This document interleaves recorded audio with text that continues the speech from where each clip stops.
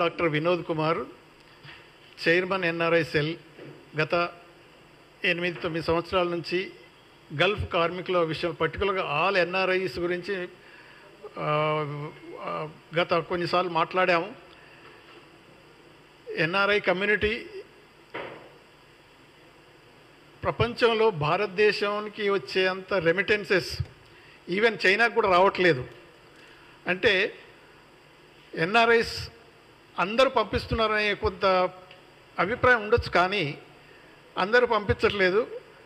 కార్మికులు శ్రమపడి గల్ఫ్లో ఎండలో కష్టాలు పడి రాత్రింబగలు గల్ఫ్లో పనిచేస్తూ వాళ్ళకు వచ్చే కొంత డబ్బుతోటి వాళ్ళ ఫ్యామిలీస్కు ఇక్కడికి పంపిస్తున్నప్పుడు ఆ రెమిటెన్సెస్ వాళ్ళే పెరుగుతున్నాయి తప్ప మనకున్న ఎన్ఆర్ఐస్ అనేది యుఎస్, యూకేలో, నేను అక్కడ అన్నిట్లో యుఎస్లో, యూరోప్లో, ఆస్ట్రేలియాలో, న్యూజిలాండ్లో ఎన్నో దేశాలలో మన ఎన్ఆర్ఐ సెల్స్ ఏర్పాటు చేసినాం. వాళ్ళు యాక్టివ్గా ఉన్నారు, ఓకల్గా ఉన్నారు, వాయిస్ ఫెరస్గా ఉంటారు. కానీ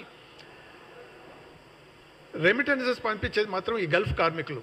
అయితే ఈ గల్ఫ్ కార్మికుల గురించి చాలా కాలం నుంచి మేము వాళ్ళ హక్కుల గురించి, వాళ్ళకు జరగవలసిన న్యాయం గురించి, ఎందుకంటే వాళ్ళు ఎన్నో బాధలు పడి వెళ్తున్నారు, అక్కడ ఇంకెక్కువ బాధలు పడుతున్నారు. వాళ్ళని ఆదుకునే పరిస్థితుల్లో మాత్రం ప్రభుత్వాలు ముందుకు రావట్లేదని చాలాసార్లు గత టీఆర్ఎస్, బీఆర్ఎస్ ప్రభుత్వం ఉన్నప్పుడు చాలాసార్లు రిప్రజెంట్ చేశాము, కొన్ని సాధించాము. ఎందుకనంటే గల్ఫ్ బంధు, రైతు బంధు విషయంలో వాళ్ళకి అన్యాయం జరిగినప్పుడు హైకోర్టు పోయి నేను, మన భీమిరెడ్డి గారు, మన ఎన్ఆర్ఐ సెల్లో ఉన్న కన్వీనర్ వీరు కోర్టులో కొట్లాడి తీసుకొచ్చి వాళ్ళకి అది ఇంప్లిమెంట్ చేయించాము. అయితే ఎన్నో సమస్యలు ఉన్నాయి. ఈ సమస్యలన్నిటికీ కొంతవరకు కేంద్ర ప్రభుత్వం, తర్వాత రాష్ట్ర ప్రభుత్వం చర్య తీసుకొని వాళ్లకు మేలు చేయవలసిన అవసరాలు ఉన్నాయి. ఈరోజు పర్టికులర్గా మనం ఈరోజు ప్రెస్ కాన్ఫరెన్స్ ఎందుకు పెడుతున్నామనంటే, భారత ప్రధాని నిన్న యూఏఈకి వెళ్ళారు, దుబాయ్లో ఉన్నారు.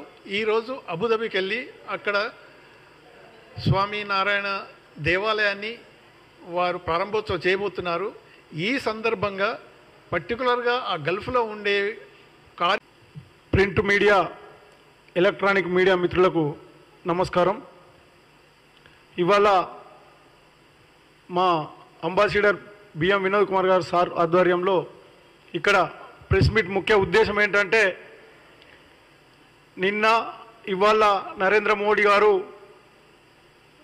అబుదాబిలో మందిరాన్ని ఏర్పాటు చేస్తూ యూఏఈలో పర్యటన వారిది 8 రకాల ఏదైతే ఒప్పందాలు చేసుకున్నారో వివిధ రకాల, దాంట్లో భాగంగా మా కార్మికుల్ని కూడా పట్టించుకోవాలా, కార్మికుల గురించి ఏదైతే కార్మికులకు సంబంధించి కష్ట నష్టాలు ఉన్నాయో వాటి మీద కూడా మాట్లాడాలని చెప్పి వారికి విజ్ఞప్తి చేస్తూ ఉన్నాం. మీరు టెంపుల్ ఓపెన్ చేయడానికి వేరు, మేము చాలా సంతోషిస్తాం, మీకు కృతజ్ఞతలు తెలుపుతున్నాం.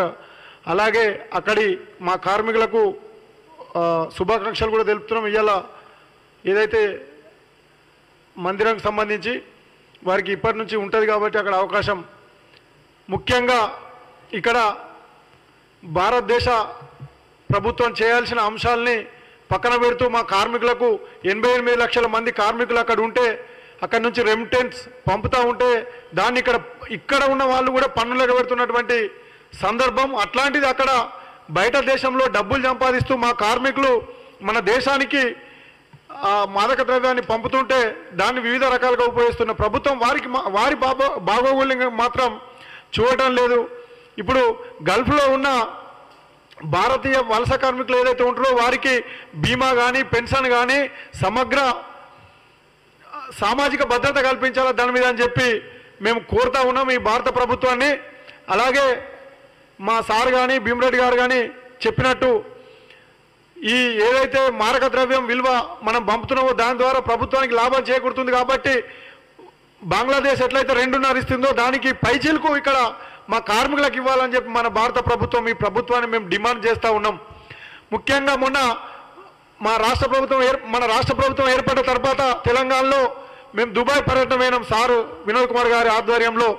పోతే అక్కడ చాలా సంతోషంగా కార్మికులందరూ మేము కాంగ్రెస్కి వేసినాం ఓట్లన్నీ, మీరు ఇంకా చేయాల్సిన అవసరం ఉందన్న, ఇన్ని రోజులు 10 సంవత్సరాలు మీరు కొట్లాడిర్రు, ఆ తెలంగాణ ప్రభుత్వం మీద కార్మికులకు అన్యాయం జరుగుతూ ఉంటే మీరు కొట్లాడిర్రు, ఇవాళ మీరు చేయాల్సిన బాధ్యత ఉందంటే మేము అందుకే వచ్చినాం.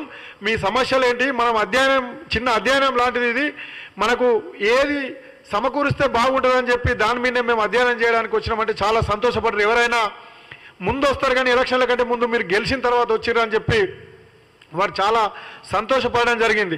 ముఖ్యంగా మా మీద ఇప్పుడు బాధ్యత ఉంది. మేము కూడా సార్ ఆధ్వర్యంలో జీవన్ రెడ్డి గారికి కానీ శ్రీధర్ బాబు గారికి కానీ ముఖ్యమంత్రి గారికి కానీ మా ఈ కార్మికుల సమస్యల్ని పంపడం జరిగింది. వారిని త్వరలో వారి ఆధ్వర్యంలో వారిని కలుస్తూ వారికి విన్నవిస్తూ ఈ సమస్యను నెరవేర్స్తామని చెప్పి ఇక్కడ మా గల్ఫ్ కార్మికులకు కూడా మేము చెప్తా ఉన్నాం.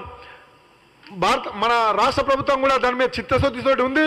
రాబో రోజులలో ఖచ్చితంగా గల్ఫ్ సంక్షేమ బోర్డు ఏర్పాటు చేసి గల్ఫ్ కార్మికులకు న్యాయం చేస్తుందని చెప్పి కోరుతూ థ్యాంక్ యూ, ధన్యవాదాలు మీ అందరికీ.